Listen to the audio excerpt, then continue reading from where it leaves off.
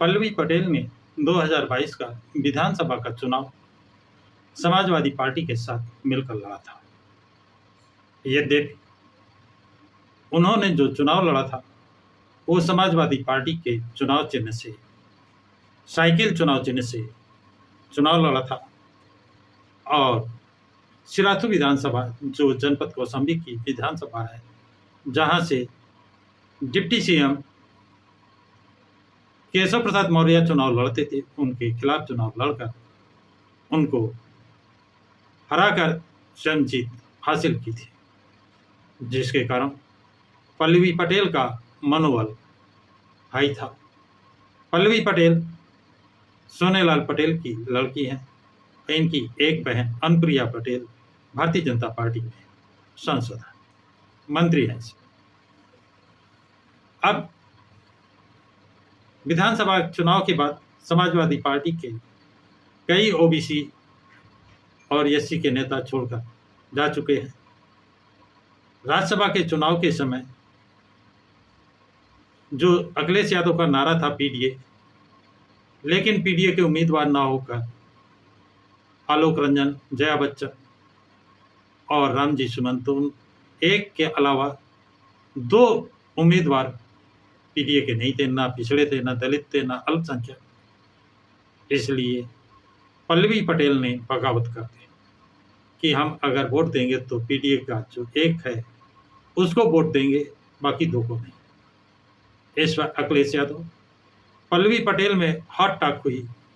इसके बावजूद पल्लवी पटेल वोटिंग में गई और जो उनके कैटेगरी में पीडीए का एक उम्मीदवार था उसको वोट दिया, दो को वोट उन्होंने नहीं दिया, जिसके कारण एक उम्मीदवार समाजवादी पार्टी का हार का मुंह देखना पड़ा।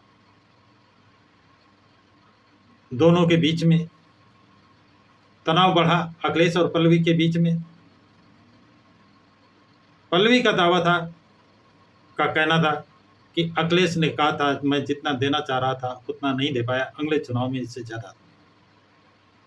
इंतजार करते करते पल्लवी पटेल ने 3 सीटों पर अपनी दावेदारी घोषित कर दी, मिर्जापुर, फूलपुर और कौशाम्बी।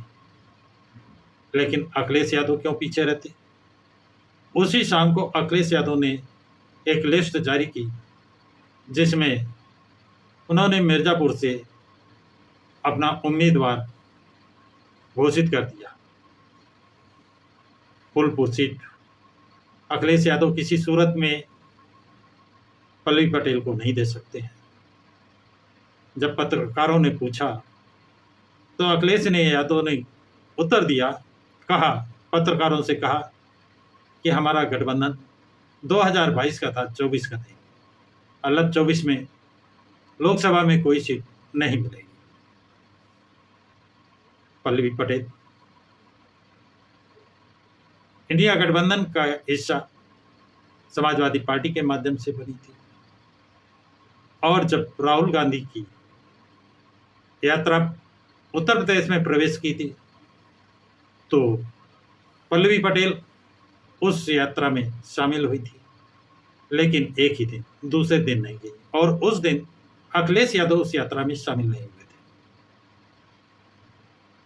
ये दूरियां दोनों में कायम है। अब अखिलेश ने स्पष्ट कर दिया है कि समझौता 2022 का था, 2024 का नहीं। अब पल्लवी पटेल कांग्रेस की तरफ आशा भरी निगाहों से देख रही हैं कि वो बीच में आए और उन्हें 3 सीटें दिलाएं। लेकिन कांग्रेस कहती है उनका तो 17 सीटें मिलनी थी, मिल गई। बाकी ये समाजवादी पार्टी, अखिलेश यादव और पल्लवी पटेल के बीच का मामला है जिसमें वो कोई दखलंदाजी नहीं करना चाहते। इसी बीच बसपा सुप्रीमो मायावती के कोऑर्डिनेटर ने संदेश भिजवाया कि पल्लवी पटेल यदि बसपा में आना चाहती हैं, बसपा के चुनाव चिन्ह से चुनाव लड़ना चाहती हैं तो आ सकती हैं, और यदि वो अपने चुनाव चिन्ह से बसपा के सहयोग से चुनाव लड़ना चाहती है तो भी आ सकती है। अब ये निर्णय पल्लवी पटेल पर छोड़ा गया है कि वो इंडिया गठबंधन में रहेंगी अथवा वो बसपा के साथ आकर चुनाव लड़ेंगे। राजनीतिक विशेषज्ञों का मानना है कि पल्लवी पटेल के लिए ये बेस्ट ऑफर उनको बसपा सुप्रीमो की तरफ से मिला है और यदि वो बसपा में आकर बसपा के चुनाव चिन्ह से अथवा अपने चुनाव चिन्ह से चुनाव लड़ती हैं तो 3 में तीनों सीट निकाल सकती हैं, जीत सकती हैं। लेकिन इंडिया गठबंधन के साथ अगर उनको टिकट भी मिल गया तो चुनाव निकालना मुश्किल पड़ जाएगा, यानी चुनाव नहीं निकाल पाएंगी, ऐसा राजनीतिक विशेषज्ञों का मानना है। अब देखना यह है कि पल्लवी पटेल क्या निर्णय लेती है, ये भविष्य के गर्द में है। तो साथियों, ये जानकारी आप लोगों को कैसी लगी कमेंट्स बॉक्स में जरूर लिखें कि पल्लवी पटेल को बसपा के साथ आना चाहिए अथवा कांग्रेस के इशारे पर रुका रहना चाहिए। कांग्रेस क्या उन्हें न्याय दिला पाएगी या नहीं दिला पाएगी, इस पर कमेंट्स जरूर लिखें तथा इस वीडियो को लाइक और शेयर जरूर करें। प्रकाश की राज चैनल को सब्सक्राइब